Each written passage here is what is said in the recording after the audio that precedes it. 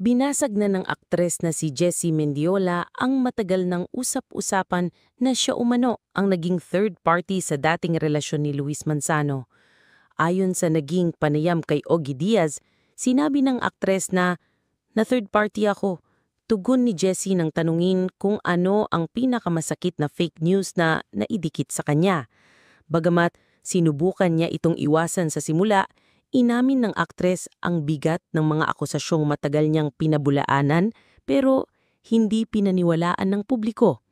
Kahit paulit-ulit kong sinagot, hindi ako pinapaniwalaan ng mga tao. Kung ano ang tingin nilang sa totoo, yun ang paniniwalaan nila, sabi ni Jessie. Kalaunan ay natutunan na rin niyang tanggapin ito.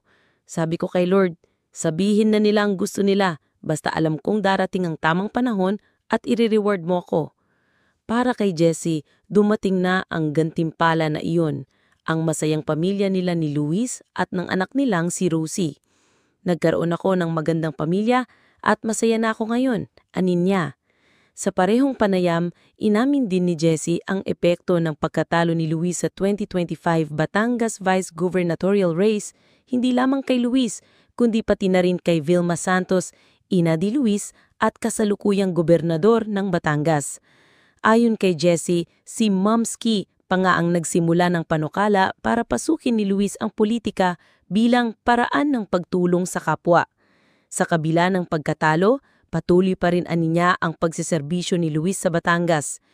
Tinutupad lang niya yung mga binitawan niyang salita, dagdag pa ni Jessie.